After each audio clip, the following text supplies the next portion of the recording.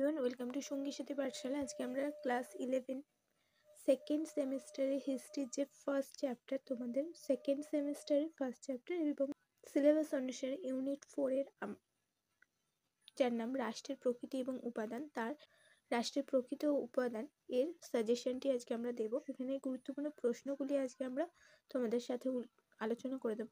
তো এখানে মূলত তোমাদের যে পুরো যে ইউনিট ওয়াইজ আমাদের মূল প্রশ্ন আসবে 15 নম্বরের। তো সেখান থেকে 4 নম্বরের একটা, 3 নম্বর এবং 8 নম্বরের একটা।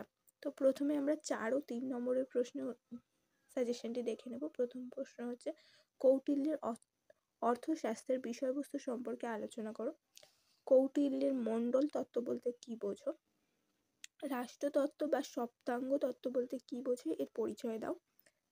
কৌটিল্যের অর্থশাস্ত্রে রাজতন্ত্র ও রাজনীতি সম্পর্কে কি ধারণা পাওয়া যায়? রাজস্ব সংক্রান্ত বিষয়টি অবশ্যই পড়বে। নেক্সট প্রশ্ন হচ্ছে, ভারতে মুঘল শাসন ব্যবস্থার মনসাবদারি প্রথার গুরুত্ব লেখো, এর ত্রুটি সম্বন্ধে আলোচনা করো। ইকতা প্রথা কাকে বলে? ইকতা প্রথার প্রধান বৈশিষ্ট্যগুলি আলোচনা করো। চন্দ্রগুপ্ত মৌর্যের সময় ভারতের নারীর সামাজিক অবস্থান ও রাষ্ট্রের ধর্মনিরপেক্ষতা সম্বন্ধে লেখো।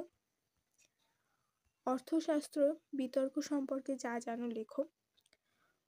ফতেয়া-ই জাহানদারি গ্রন্থে উল্লিখিত জিয়াউদ্দিন বর্নির রাষ্ট্রচিন্তা সম্পর্কে উল্লেখ করো।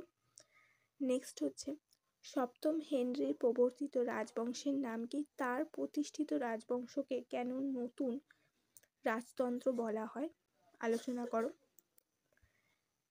নেক্সট হচ্ছে, ম্যাকিয়াভেলিকে কেন আধুনিক রাষ্ট্রচিন্তার জনক বলা হয় তাকে? 12 নম্বর প্রশ্ন, অ্যাক্ট অফ সুপ্রিমেসি বলতে কি বোঝো, এর গুরুত্ব লেখো। 13 নম্বর প্রশ্ন, কাকে কেন ভারতের ম্যাকিয়াভেলি বলা হয়?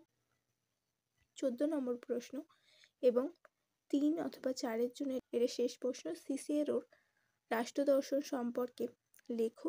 তিনি প্রাকৃতিক আইন বলতে কি বুঝিয়েছেন সেটা উল্লেখ করো। এ ছিল তোমাদের 3 ও 4-এর জন্য গুরুত্বপূর্ণ প্রশ্নের সাজেশন। এবারে আমরা 8 নম্বরের প্রশ্নের সাজেশনটি দেখে নেব। প্রথম প্রশ্ন হচ্ছে, ম্যান্ডারিন কারা? চীনের যে ম্যান্ডারিন পদের নিয়োগের পরীক্ষাটি কেমন ছিল? ম্যান্ডারিন হিসেবে নিযুক্ত হতে গেলে কি রূপ যোগ্যতার প্রয়োজন পড়তো? নেক্সট প্রশ্ন, চীনের ম্যান্ডারিনদের উৎপত্তি, কার্যাবলী ও শাসন ব্যবস্থার মূল্যায়ন করো। 3 নম্বর প্রশ্ন, মনসাবদার বলতে কি বোঝো? মনসাবদারদের যে স্তরবিন্যাস ছিল বা স্তরবিন্যাস কেমন ছিল?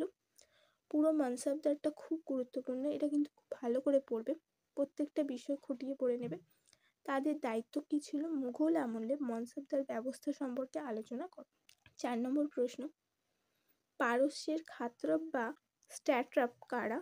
কখন তাদের উদ্ভব হয়? পারস্যের সম্রাটদের সঙ্গে তাদের সম্পর্ক কেমন ছিল?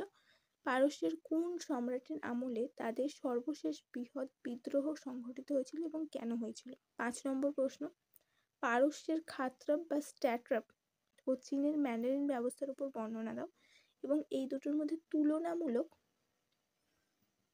তুলনামূলক আলোচনা করবে। দিল্লির সুলতানি রাষ্ট্রের প্রকৃতি লেখো।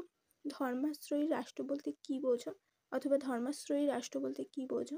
ধর্মাশ্রয়ী রাষ্ট্রের কয়েকটি বৈশিষ্ট্য উল্লেখ করো। দিল্লির সুলতানি শাসন ব্যবস্থাকে কি সত্যি ধর্মাশ্রয়ী রাষ্ট্র বলা যায়? নেক্সট 7 নম্বর প্রশ্ন, টমাস ক্রমওয়েল ও নব্য রাজতন্ত্রের সম্পর্ক আলোচনা করো। 8 নম্বর প্রশ্ন, টমাস হবস, ম্যাকিয়াভেলি ও জন লকের রাষ্ট্রচিন্তার বিবরণ দাও। এ ছিল তোমাদের গুরুত্বপূর্ণ কিছু প্রশ্ন, যেগুলো আমরা তোমাদের ফার্স্টে 3 অথবা 4-এর জন্য উল্লেখ করেছি এবং এখন 8 নম্বরের প্রশ্নগুলি উল্লেখ করলাম। এই চ্যাপ্টারে এই প্রশ্নগুলি সব থেকে ইম্পর্টেন্ট। আশা করবে এগুলো তোমাদের কাজে আসবে। তোমরা নিজেরা উত্তর তৈরি করে পড়ার চেষ্টা করো। যদি কোনো উত্তর পেতে অসুবিধা হয় অবশ্যই আমাদের কমেন্ট করে জানাবে, অবশ্যই আমরা তোমাদের সাহায্য করার চেষ্টা করব।